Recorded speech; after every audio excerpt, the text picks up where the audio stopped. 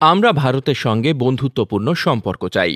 ভারতের উচিত তাদের পররাষ্ট্রনীতির দিকে তাকানো বলে সতর্ক করেছেন ছাত্রনেতা ও বর্তমান অন্তর্বর্তীকালীন সরকারের ডাক, টেলিযোগাযোগ ও তথ্য প্রযুক্তি বিষয়ক উপদেষ্টা নাহিদ ইসলাম।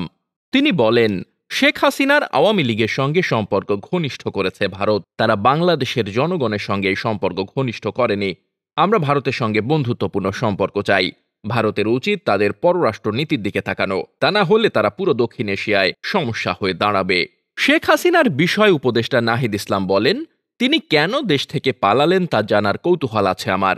৮ আগস্ট উপদেষ্টা হিসেবে নতুন অন্তর্বর্তী সরকারে যোগ দেওয়ার পর শুক্রবার দেওয়া প্রথম সাক্ষাৎকারে বার্তা সংস্থা রয়টার্সকে একথা বলেন তিনি। নাহিদ বলেন, তার অধীনে সংঘটিত সব হত্যাকাণ্ডের ন্যায় বিচার চাই আমরা। আমাদের বিপ্লবের অন্যতম প্রধান দাবি ছিল এটি।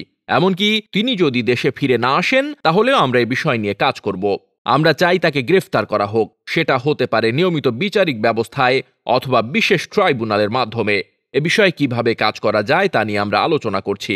ওদিকে ছাত্র আন্দোলনের আরেক নেতা আবু বকর মজুমদার আলাদাভাবে রয়টার্সকে বলেছেন, তারা চান শেখ হাসিনা দেশে ফিরে এসে বিচারের মুখোমুখি দাঁড়ান। উপদেষ্টা নাহিদ ইসলাম বলেছেন, তত্ত্বাবধায়ক সরকারের অন্যতম প্রধান অগ্রাধিকার হল একটি অবাধ ও সুষ্ঠু নির্বাচন করা এবং ক্ষমতাচ্যুত সরকারের সন্দেহভাজন দুর্নীতির তদন্ত করা। এর আগের নির্বাচন বিরোধীদের বর্জনের মধ্য দিয়ে অনুষ্ঠিত হয়েছিল। তিনি আরো বলেন, যে কোনো নির্বাচনের আগে বাংলাদেশের ইলেকটোরাল এবং সাংবিধানিক সংস্থার প্রয়োজন। ফলে কখন নতুন নির্বাচন হবে তা এখনই পরিষ্কার নয়। এক্ষেত্রে তিনি সুনির্দিষ্ট সময়সীমা ঘোষণা করতে অস্বীকৃতি জানান। তিনি কি একদিন প্রধানমন্ত্রী হতে চান কিনা এ প্রশ্নের জবাবে নাহিদ বলেন, আমার আকাঙ্ক্ষা কি হবে তা নির্ভর করে বাংলাদেশের জনগণের ওপর। Desk report, বার্তাবাজার।